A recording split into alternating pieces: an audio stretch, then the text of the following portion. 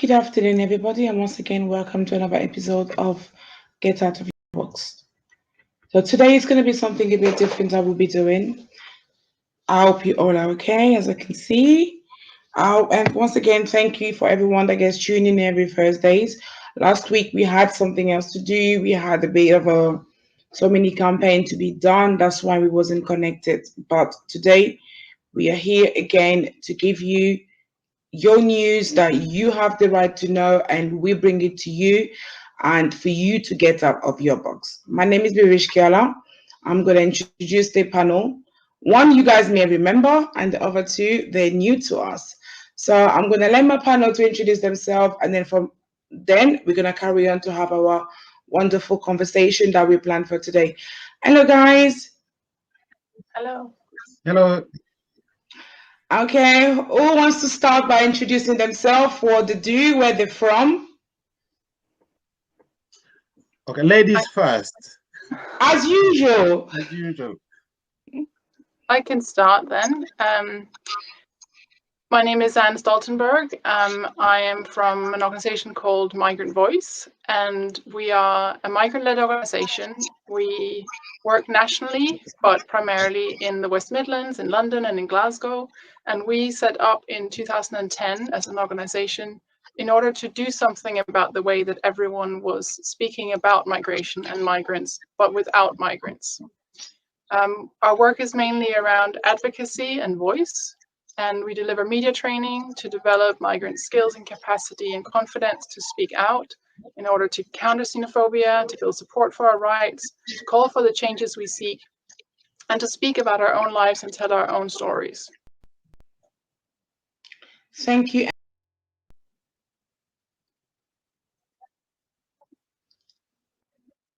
I think you're the only lady left. Okay. Yeah, I'm Jaspreet Singh, and I work for Coventry and Warwickshire Partnership NHS Trust. So it's a national health service. We are a learning disability, mental health service that we work in Coventry and in Warwickshire. For community services, we work in the Coventry. So my role is patient engagement and volunteer coordinator, so which is quite busy at the moment. But today I'm going to talk about my personal experience and talk about why I had the vaccine and why I think it's important. Thank you. Okay, and finally, I'm Felix Coupe, and I think people have seen me on this show before. I'm from Entrade Mutual Aid. We are a charity based in Solihull. We work with asylum seekers, refugees, and migrants. We provide a wide range of services, including immigration advice, advocacy support, and one-to-one support on a wide range of issues, including housing, benefit, any issue someone may have as a refugee, asylum seeker, or migrant in the UK. We are able to support them with that. But because we're talking about migrant communities today and election, I wanted to introduce something else that I've been doing over the past 5 or 6 years. I've been involved with the diaspora in terms of giving the voice to diaspora people to be able to speak on issues affecting diaspora, but also influencing policy around international development and other issues. So that's an element I will be talking about today as part of this show. Thank you, Felix. Once again, ladies, very, very, very thank you from the bottom of our heart for accepting the invitation to come on today. I think I'm going to start with Jaspreet. So just to have a quick chat with can you hear me, Jaspreet? Yes, I'm here. Yes. Okay. I'm going to start with you. As I mentioned earlier, we'll be talking with you about the vaccination and your own personal experience. Your own personal experience. So I would like to find out, first of all, what made you go and accept to have the vaccination? I feel very strongly that I want to protect myself and I want to protect people around me. I want to protect my family members and I want to protect the colleagues I work with. So I am protecting myself, getting vaccinated, and I'm protecting my family, friends, and my colleagues, and the community in the wider sense. So it was not an easy decision for me because I've never had flu injection, and I've had my colleagues coming to me and saying, "Have you had your flu injection?" So it wasn't an easy decision, but I come to this decision thinking about what's going on around me, and if I want to protect myself and others, then that's my contribution to my community and to this whole Coventry and UK in general. I think by doing this, I'm also my human responsibility as being compassionate, because I feel personally it's important that at this pandemic time, difficult time, that we are compassionate and think about each other and have that empathy at this moment. That is important. It's important that we protect each other at this difficult time. And if that's the only thing I can contribute, then I'm going to do my bit to protect each other. So that's that's the reason I went for it. And I know there's a lot of issues. Some of my friends are thinking and contemplating, why should they have it? Should they have it? Because especially with all this rumors going on about the side effects of that. But when I had it, I didn't even realize that the scratch it was very kind of comfortable. Mm-hmm. And it also, when I came home, I didn't have much side effect, but after a day I had a little bit of temperature, and then I then went to I rested that day, and after one day it was fine. So one day I had a little bit of temperature, but then I thought it's all worth it because that's my contribution and being compassionate. So the only day that you took off, that you had the rest and you had a bit of a temperature, that was the only side effect that you had. Nothing else. No. I feel proud and I feel happy that I've had one, because I find being a good citizen, I'm doing my contribution. For someone that's never had any flu jabs before, because normally if you've had a flu jab before, we could understand that after having the flus and you're in the list of having flu jabs, but you've never had a flu jab, but suddenly you decided that, yes, let me go and get the COVID vaccination. Didn't you change yourself going to do that? Think is flu vaccination, and like with the COVID, it's important that we kind of protect each other, and it's the vaccine that helps to get that infection not enter in the body. At least I'll reduce the risk of being less. I will be less critical, in the sense that I should be able to maybe not admitted to hospital. If I am not completely covered, at least the side effect would not, or at least the infection won't be as severe. So that's why I thought that I want to be alive, basically. I want to live and I want to enjoy life. And if that's what it costs to have one vaccination, then I'm going to go for it. I want to live, definitely. And being a vulnerable person and being high on the list, because I'm on the list. And also I thought, I want to live, man. If it's the one injection, what does it take? Let's just do it. Let's just all do it. Look at me. This is my card, and I keep it with me. This is my card. This is to say that I've had my vaccination. Let's all have it, ladies and gentlemen. It's all worth it. I tell you that. One scratch, one day of little bit of temperature, and then I am alive and I'm happy and I'm kicking and I'm live. So let's all do it, ladies and gentlemen. Let's all do it. Can I echo what you're doing, Jasprit? Because I had the vaccine myself as well. I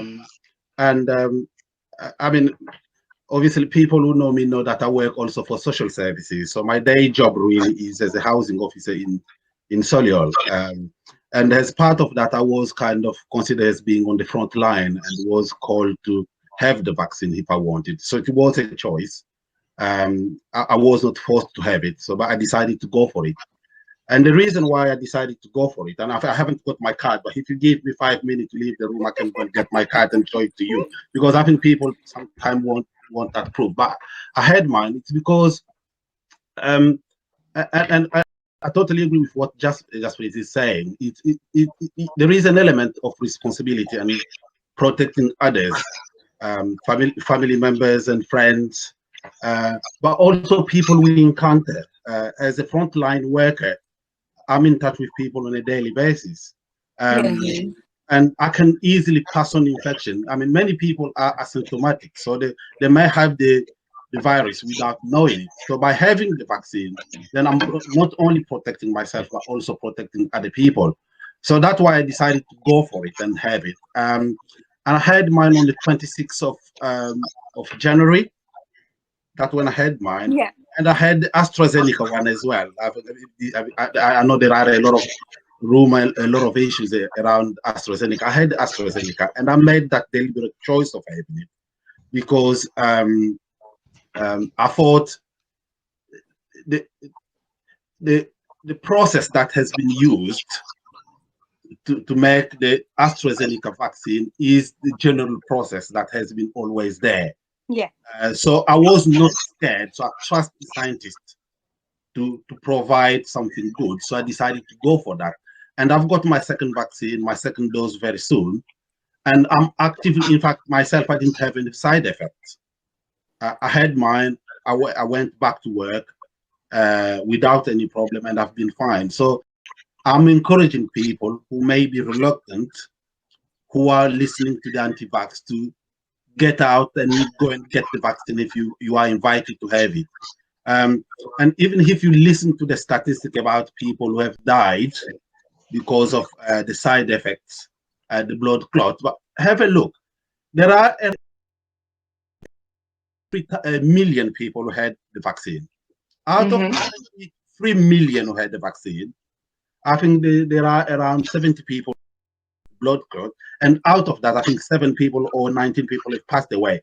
Just put that into perspective and compare that to the number of people who are dying as victims of COVID. And I think people need to think carefully, listen to the scientific evidence, and get out and get the vaccine. That's my message to people as well.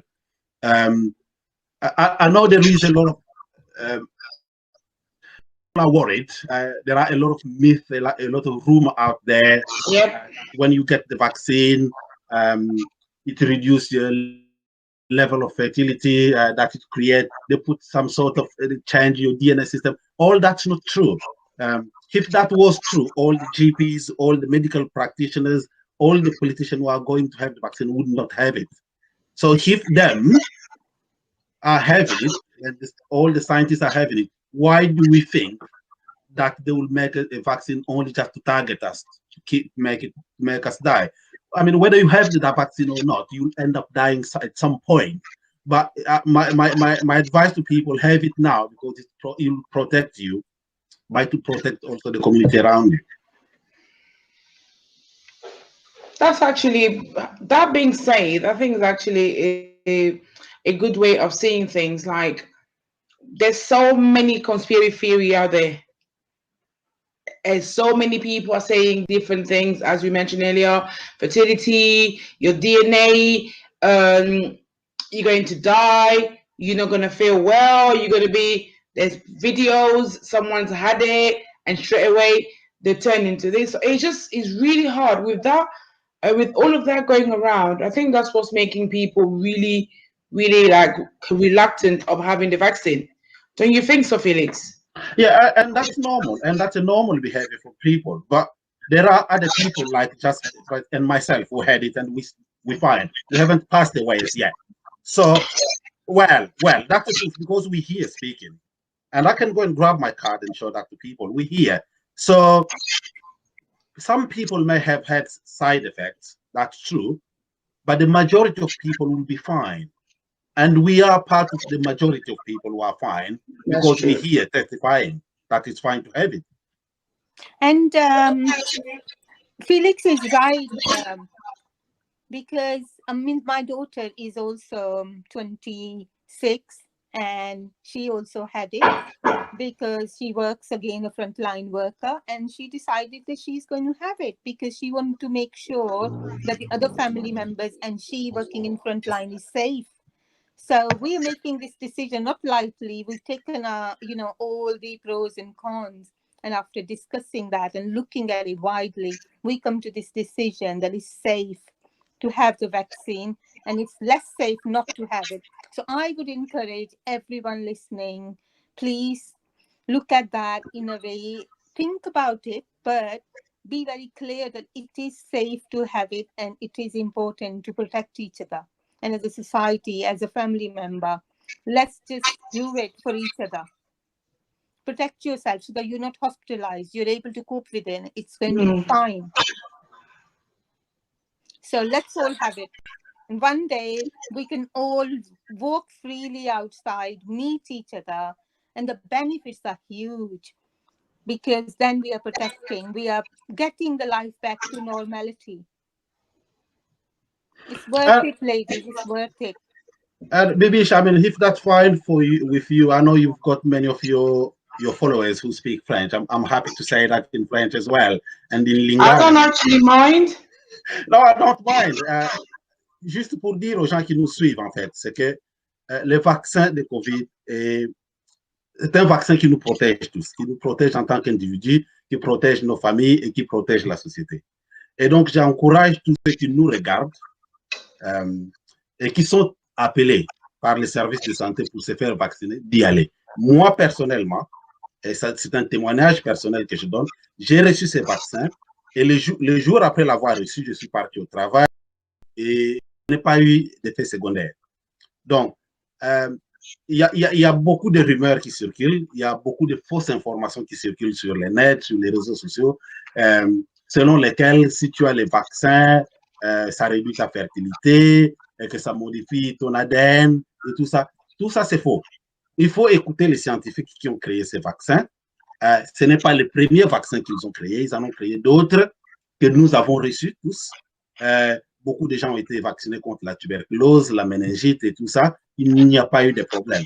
Donc, les gens-là qui ont créé ces vaccins-là, que nous avons reçus dans le passé, ce sont les mêmes qui ont créé les vaccins actuels de COVID. Donc, il ne faudra pas vous laisser influencer par ces informations, les manipulateurs que vous entendez partout à gauche, à droite dans les réseaux. Personnellement, si vous êtes invité, allez-y, prenez les vaccins, puisque ces vaccins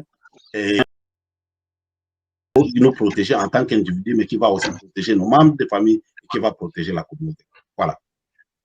Jaspreet, I have a question from you. Someone just sent in a question, let's say especially for you. So, were you given the vaccine bottle, or it was just a syringe with the liquid in it? Sorry, it was. Were you shown the vaccine bottle, and it was open in front of you, or as soon as you enter the room, you just find the syringe with the vaccine, the liquid on it?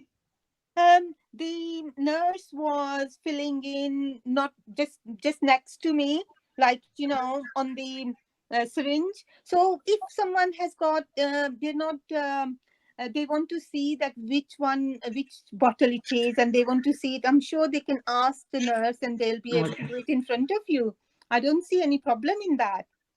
Okay. So I mean, if that helps them to feel better, then because they do it not far from you, and you can ask them. I would like to make sure to see the bottle, and then you fill it from there. I am happy if you will just if you don't mind me watching you. So I don't see any problem in it. The nurses are very, very helpful. I mean, in my case, I was told when I walked in, and I was told we only administrating the AstraZeneca vaccine. Are you fine with it? And I said yes. And the nurse just took the bottle and put the syringe inside, so I could see that it was AstraZeneca. I mean, I didn't need to see that, but potentially the nurse did it just to reassure me. But I could see that it was AstraZeneca COVID vaccine, so it was not something just from the syringe. She got the bottle out and then gave me the vaccine. So that's the way it is. And I think Jaspreet is right. If you ask the nurse to show you, they will show you. I think you need to feel comfortable what's going in your body, and if that's what helps you, they would rather you have the vaccination than, you know, not have it just because you can't see. I'm sure they'll be able to, you know, fulfill that wish, and there's no problem. There shouldn't be any problem with that. Okay, I think that I've answered. It was a question for Lorraine. Yeah, I think Lorraine was the one that asked that question on Facebook. She wanted to know. I think we've covered that. Just, is there anything else you wanted to add on top of that, or are you okay? I would just say, please go and have a vaccine. I would also say cover your face, do social distancing, wear your mask, wash your hands, because they are as important as also having your vaccine. I think washing hands and covering your face is also as important. Vaccine saves us, it protects us. So please go and have your vaccine and show us your card next time you come for this meeting, ladies and gentlemen. Thank you ever so much. Thank you so much, Jaspreet. Have a good afternoon, and I'll let you go. Carry on your day as you had planned. Thank you for coming on the show and telling us about your experience. Thank you. Thank you. I'm going to text you after that. Thank you so much. Bye-bye. Bye-bye.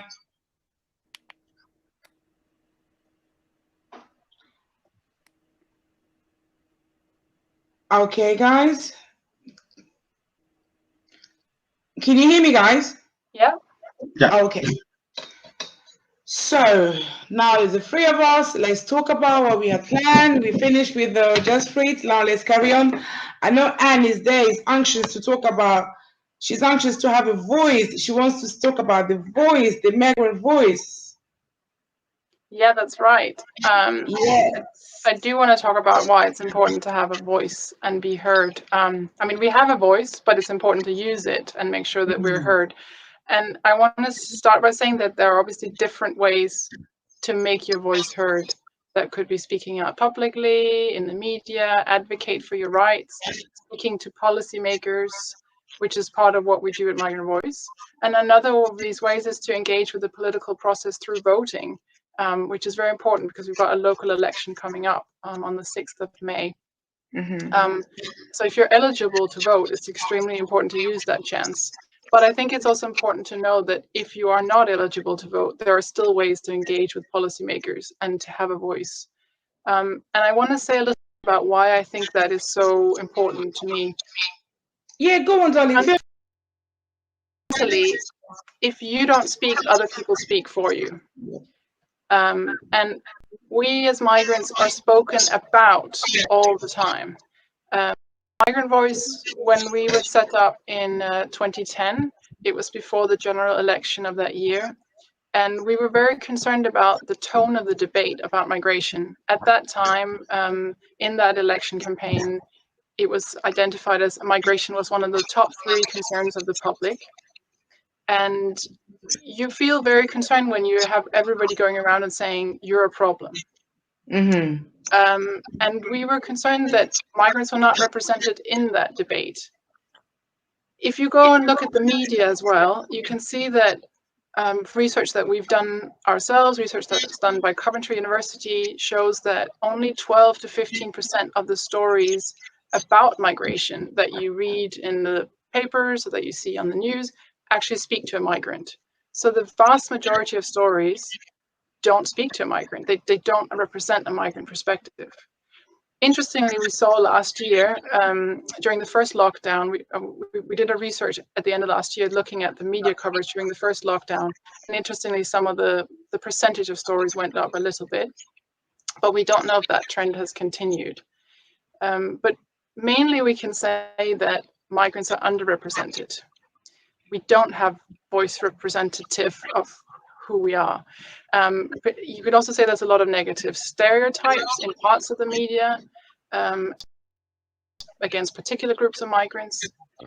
And that's particularly problematic as well, because what research also shows is that what people are most by, what really helps to build understanding attitudes, hear from someone directly affected by an issue. So it's actually really important to hear people directly affected, and in this case, what I'm talking about is migrants. For example, we were talking about COVID in terms of the vaccine, but just generally, as we know, Black and ethnic minority communities, including migrants, are particularly affected by COVID. We need to speak out about that, about any issue that affects us directly, whether that has to do with COVID, whether that's to do with immigration rules that affect us, or about everyday issues in our lives and society. So that's why I think it's important. And I totally agree with you on that subject. And I think when you read the stories in the media, or you listen to the radio, or you listen to the news, migrants are talked about. And there is a need really for us as migrants to take some control of the narrative about migration. And people, when they talk, because other people talk about migration, they usually highlight the negative impact of migration. No one talks about all the benefit that we bring. And the people who talk about benefits usually talk of the benefit in terms of economic benefit, all the cultural benefits, the changes that we bring to this country. Usually people don't talk about them, and I think that's why it's very, very important for us to be there, to be part of the story, and to control about what is said about us. It's better for us to speak for ourselves, basically, and to have our voice heard. And I agree with you that there are several ways we can do that. You've talked about speaking to politicians, and I mean, I've been involved in several projects where I've lobbied my MP, my local MP, about a change happening with regard to the immigration rule. At the moment, there is a consultation going on with regard to the new immigration plan, which are really, really bad in terms of all the changes that the government are planning to implement with regard to new immigration rules. So one of them, for example, is the fact that if you travel to and enter legally, which is what 99% of refugees do, they come here to the UK legally. If the changes that the government are proposing are implemented, if you come to the UK illegally, even if you've got a well-founded fear of persecution, you won't be granted refugee status anymore. You'll be granted a limited period of time in the UK, which will be continually reviewed, and potentially at some point the government may decide to send you back to the country where you got asylum from. At the moment, as it stands at the moment, when you come to the UK, if you claim asylum, for example, and you've got nowhere to be, the Home Office, through the asylum support, will provide you for accommodation and some financial support. What they're proposing, for example, is a situation whereby they will create reception centers where people will be. Now, there is a debate about that going on at the moment, a consultation. As migrants, and some of us people who've claimed asylum, came to this country as refugees, we need to be able to make our voices heard and say to the government, well, this is not acceptable. This is a violation of the Geneva Convention. This is a violation of people's human rights. And I think the major problem we've got as migrants, as you said rightly, usually we don't sit at the table where decisions are made. Yeah. And when decisions are made, usually we stay there silent and don't do anything. And I think the work, that's why I'm praising the work that your organization does in terms of encouraging, supporting migrants to be able to speak up and sit at the table where decisions are made, or if we're not able to sit at the table, at least influence the decision that have got an impact on our lives. Yes. Yeah. I'm glad you mentioned that, because I think that's one of the ways you can take part is the consultation. And I agree with you, it's a terrible plan, and it's really important that we speak out about that and actually the consultation, I think, ends the day of the local election. So there's 2 deadlines there on the 6th of May. And I think, just to add to your point, I think the reason that people end up traveling illegally to the UK is because there are no legal routes. You know, by definition, it is not illegal to go and claim asylum somewhere else. But we are creating this system where there is no way other than people traveling clandestinely, secretly, using very dangerous routes to come to the UK, and then now you want to punish people and create a two-tier system. And I know we're not meant to talk about this the whole session today, but I think it's an example of how you can engage. And I maybe also want to say, I want to acknowledge that sometimes people feel that I don't have a voice with policymakers. You know, over my head. You know, what can I do? And I think that's important to talk about. For example, many people don't have the right to vote, or you have a limited eligibility to vote. For example, personally, I can only vote in local elections. I'm an EU national. I'm not in the general elections. And for that reason, I would say for me, I feel very strongly about voting in the local election. The only place that I can vote, you know, that makes it more important for me to go and vote. But I also want to encourage people to say that it's, even if you can't vote, that doesn't mean your MP is not your MP. You know, if you live in an area, that's your MP, and you have the right as well to go to their constituency office and say, I need to speak to you about my case, my situation, or I want to ask you to do this as my MP. You speak to your councillors. You know, now we've got the local election coming up with the mayor. We want to influence what the councillors and the mayor are going to do in regions. I also want to address the fact that we might have said, oh, you know, I didn't used to engage with policymakers in my home country. Why should I do that here? Or it might not have been safe, or, you know, there are many reasons. For me, going to visit Parliament was the first time I did that in the UK. I never did that where I came from.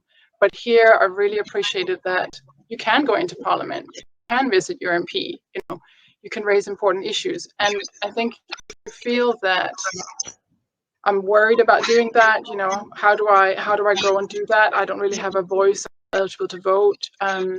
You can work with others in coalition, you know, do it through an organization, do it through a group of people who work with you, who say, oh, this is my neighbor, you know, I'm going with my neighbor, or with my local community group or church or whatever it might be, or take part in a consultation, which you can do, you know, online, and things like that you can engage with. And you can also stand for election. I mean, you know, we have on our website right now, we have 2 of our members in Scotland who are currently standing for election in the Scottish Parliament.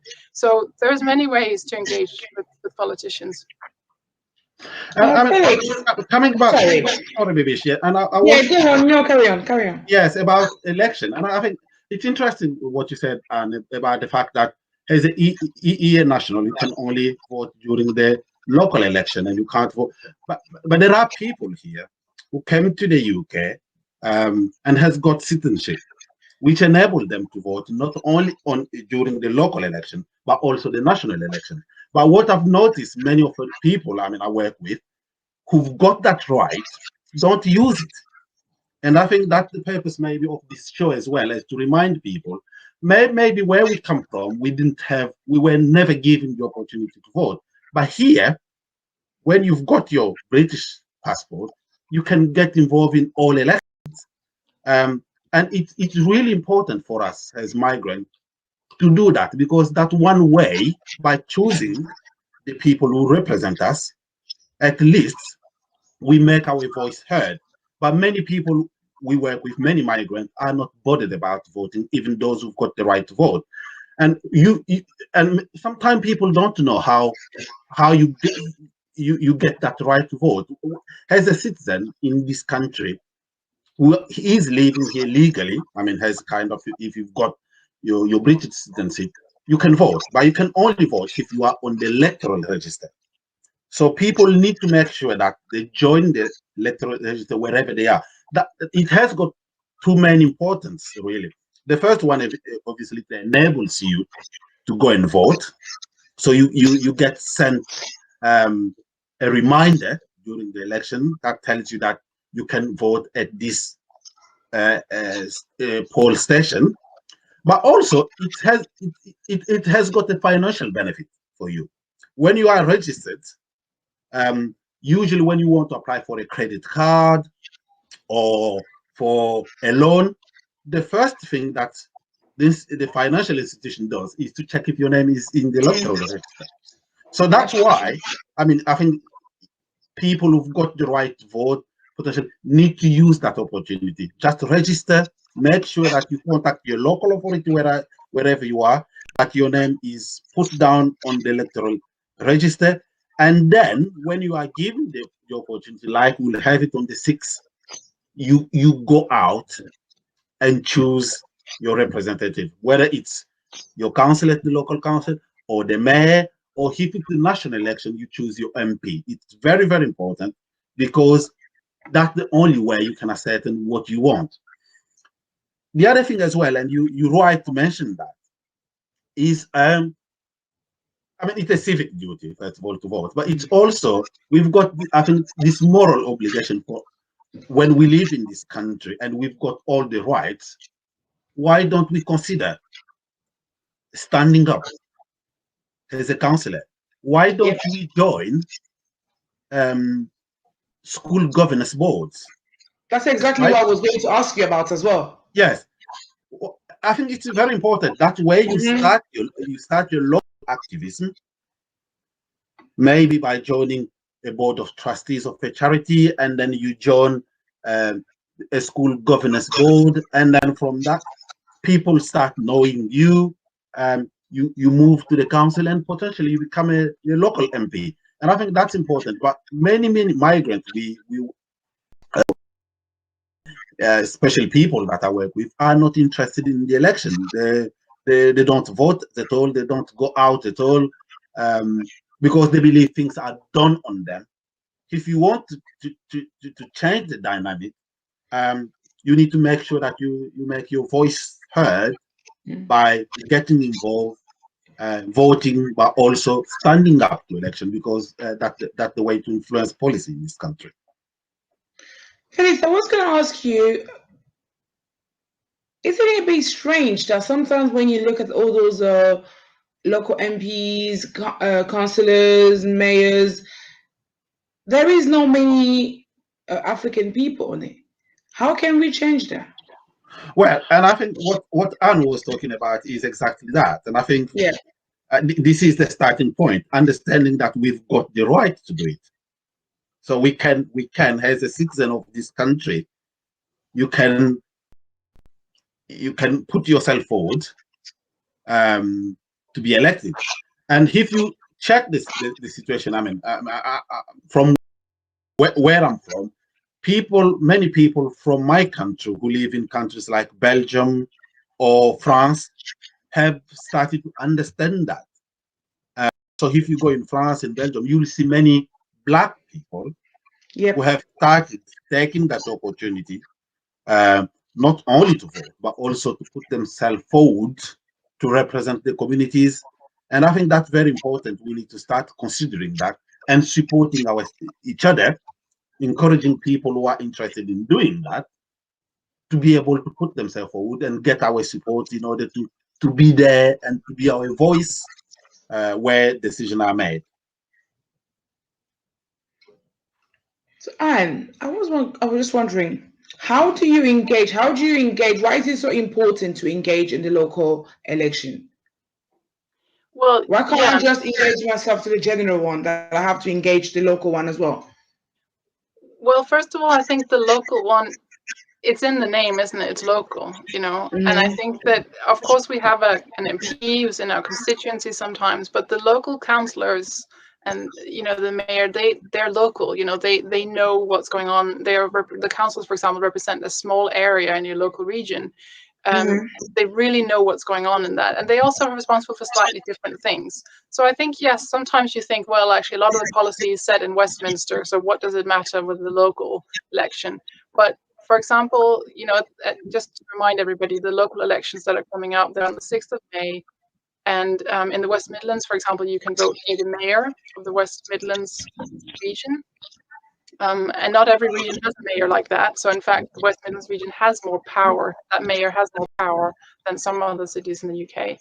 And you can vote for your councillors, and you can also vote for police and crime commissioner for the West Midlands region. And the West Midlands Mayor, for example, they deal with everything from economic growth for the region, or transport, or housing and jobs. So everything you care about in terms of local area, pollution or homelessness or youth unemployment, all these kinds of things, they do have an influence over. And you may want to influence what's their top priority. I want to say that, for example, what we did is we asked our members what are the areas they're most concerned with, what would they like the candidates for mayor to stand for, to do.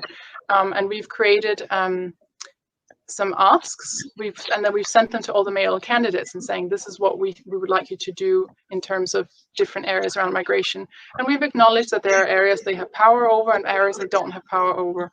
But this is one kind of thing you can do that we obviously could do as an organization. But even if you're not an organization, our website, for example, and if you agree with some of our points, this is something that you can ask your local candidates. What's your stand on this? Would you agree that asylum seekers should have the right to work, or do you agree that we need to do this in terms of integration, or we need to create better support for people who are undocumented, and so on, or we need to use a more positive rhetoric around migration. So this, I think this is one of the reasons it's important, is because these people do deal with the local areas in your community, and you need to engage with them. I also want to add to what Felix was saying about registering to vote, that if you're not sure where to find that information, there is a website called promotemigrantvote.org.uk, which has info about voting and how to register to vote in several languages, including French and Arabic and Polish and others. That's created by a coalition of organizations led by Migrants Organize and Migrant Voices of that. So I just mean there are lots of places you can go and find out. This is how you register to vote. I think it's important to say also that even if you're registered to vote before, you have to register again. So you have to make absolutely sure that you really are registered for this election coming up. And I think it's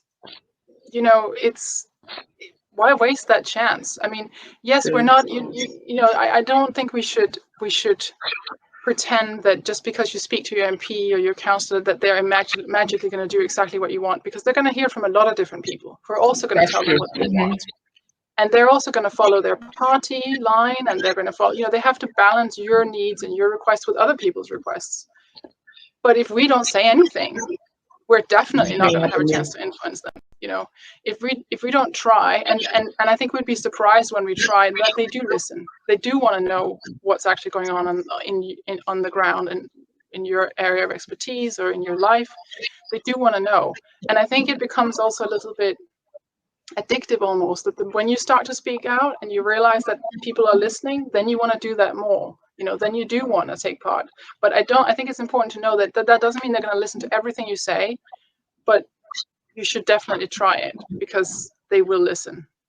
Yeah, and I wanted to share my experience and to back you up really on what you're saying. I think a couple of years ago, by couple, I mean, it was in 2014, I did run a session in Parliament, the House of Commons.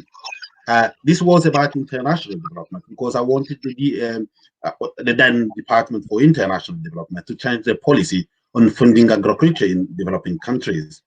Because what we noticed that all the policy around development in Africa, we're focusing on many things, but not agriculture. But if you have a look, 70% of population in Africa work in the agriculture sector. Yeah. True. If you want to fund international development in African countries, my view was the starting point is you fund agriculture. So, but if at the time, DFID's strategy was they were not considering agriculture as a priority area of funding. So we organized an event in the House of Parliament, and in fact, interestingly, we were hosted by some MPs. We went to the APPG on debt and trade to talk to them about why DFID, the UK government, needed to invest in the agriculture sector. And we talked about the role of diaspora in international development. So, I mean, with things going on with some international charities, I won't name any at the moment, in terms of the reputation and all that, we sent MPs why funding small diaspora organization was cost effective in terms of trying to bring development to developing countries. And guess what? Following that meeting, we had some MPs who attended who were interested in international development. I got an email from the chair of the APDG on debt and trade, who emailed me saying, we've attended so many events. This is the first one where we've learned many things about our policy. I mean, my friend Jack, who is the chair of African French-speaking community, can tell you because he was there. We got that email where they're saying, we've attended so many meetings. This one was inspiring. This is the first meeting where we got things that we can use in our policy. And within a few months, the DFID changed their policy and included agriculture within the international development portfolio of things that they were funding. So it's true, and most of the time, or sometimes they won't listen, but there are some times where they will listen when they believe that the person who is talking to them have got the knowledge, the on-the-ground experience, and what they're saying makes sense. So that's why my view is, when we've got something to say on anything at all, we need to say it, so that they know what our view is, and hopefully hope that that will influence policy somehow. And talking about the importance, because Bibish, you've asked a question about why getting involved with local election. I mean, yeah, Anne is right. Most of the services that we receive in this country are run by local authorities. They are run at the local level. So your housing, your bin collection, some part of your health is run locally. So you by getting involved in the local election, somehow you influence what happened in your local area.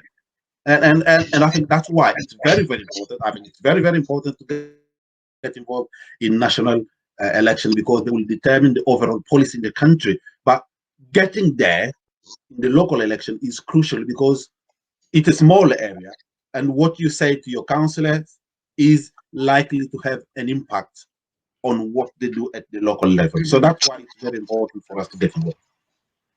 So, Felix, don't you also think that it is something, as personally for you, because you deal with lots of refugees and mainly African people, do you think you should really start to focus on pushing those people, not really pushing, but motivating them to be out there and trying to do, as you mentioned yourself, school governors, parent governors, all those things, to motivate them to get involved? Well, I mean, we do that. I mean, just to say, N-Trade doesn't work only with African people. I mean, if you check our data from last year, our top country of people we support are from Syria, Afghanistan, and then I think, for example, Congolese are number 4 on the list of people we support. So yes, so it's not kind of, we don't only support African refugee and asylum seekers. We support everybody. But yes, to answer your question specifically, yes, I think that's something we need to consider. Maybe it's not something maybe we can do together, but we've got Migrant Voice who are already doing a fantastic job. I think maybe we need to come together with them, join force with them, work together to promote that. So do joint programs, joint initiatives to encourage not only African people, but all migrants really to get involved and try and influence policy somehow. Yeah, I know, not only African people, but I was just talking from your point of view, from your side, being an African as well. So every one person of the group, because Anne is there, I know Anne works with a lot of people because I've seen their work. So get together with all these people and to see if we can be able to do something to really get us there out more, because it's our voice. We have a voice. We should be able to have a voice. And if not everyone can come and say what they want to be done, not if every household can come out and say, this is what I want, this is what I want. But as long as they know we have a group of people out there, that's our voice, that are talking on behalf of us, that will make a lot of people be at ease. When you think to add? Yeah, I think the more that people speak out, you know, and we can do that together as organizations, we can do that individually, you know, the more we start to change the narratives that are too one-sided, that are not diverse, that do not talk about the range of people that we are. You know, it's not these stereotypes. And as Felix said earlier, you know, it's not just about what we can contribute, you know, like, you know, it's not just about the economy. It's about, we're people with lots of different facets, and we're all very different. But you need to diversify the kind of stories you hear about migrants and migration, and that happens when you start to hear, to carve out those spaces where, okay, I'm going to tell you my story. I'm going to make sure that we change these narratives out there and change the stereotypes. And I think we do need to come together and do that. And I think we can be very successful. I mean, one of our campaigns has, I mean, I'm not saying it's been easy, it's hard, but we've managed to have 2 parliamentary inquiries for one of our campaigns and have a government watchdog do a report into the issue, and have managed to change the Home Office position on it. So it's possible to shift, you know. I'm not saying it's easy, but it's also, you have to be a bit passionate about it. And at the same time, I think that, as you said, that some people, not everybody's going to come out and speak. And I think it's really important for people to feel that there are places that they can feed their views, and that they will speak for them. You know, they will present those, they will share those out there. Because we can all do it in different ways, and not everybody will speak out. Yes, Felix, you were saying? Yeah, as I said, I totally agree with what Annie is saying. And I mean, maybe we need some community champions who are capable of listening to others, and then bringing the ideas into a larger group, or a network, in order to make sure that the ideas or any suggestions that have got fit into the general advocacy or campaigning and all that. And I agree, yes, I think not everybody is capable of speaking in mid gathering, but at least if we've got community champions who are capable of conveying their messages, I think that would be good. Yeah, I agree. Okay, and before we leave, is there anything else you wanted to add? Work, what you do, or just to round up everything? No, maybe just to remind people of the points. I mean, I encourage people to look up our website, which is migrantvoice.org, and you can find on there right now on the front page our manifesto asks for the candidates in the mayoral election. If that's useful for you, I encourage you to look up the website I mentioned earlier that gives you information about registering to vote. And I think in terms of our work, I mean, if you're interested in having a voice, if you're interested in doing that you want more training and confidence built in how to speak out, you know, because I think it's important to also say that, you know, I didn't come to the UK. Other people don't come to the UK thinking, oh, I'm going to go tell my story in front of MPs, or I'm going to go tell my story in the media. You know, that's partly why we set up, because we wanted to speak out, because if and about us, but we know we need the skills for how to do that, and that's what we do as an organization. So if you're interested in that, and you haven't been in touch with us yet, you know, get in touch. And we have different kinds of campaigns that we're campaigning on, and we also have regular training in different kinds of media skills and advocacy skills. And we'd love for you to get involved. And we work in the West Midlands, as I said, and then also in London and Glasgow if there are people further afield. So, but thank you so much for giving me the opportunity to join you today. And don't forget to vote on the 6th of May. I will do. Thank you so much, Anne. Thank you for coming today. And Felix, anything else you wanted to add before we leave? I think I wanted to echo what Anne said about the need for people to get involved somehow, get out, go and vote, and register to vote if you've missed the deadline for future election. And people are aware of Entred. If you need any help with any of that. And thank you very much for having me. And I will be voting on the 6th. It's always a pleasure to have you with us. It's always a pleasure to have you. Every time I see your name, I say, yay, he's back. It's always a pleasure, because you always add loads to my knowledge. And again, and thank you so much. I've learned what I didn't know. I will definitely vote on the 6th. I'm new to my area, so I need to find out what everything it is, because I think it also be an opportunity for me to find out about my local MPs, my local councillors. So I'm going to be voting on the 6th of May, and that's for sure, because I need to have a voice. Thank you guys for coming, and until next time, we're going to see you again. Hopefully Anne is the first and not the last. I hope so too. And I think the date for registering. Oops. We lost Anne. Oh, sorry guys, we lost. Okay, Felix, thank you very much for coming. Okay. Thank you very much for coming.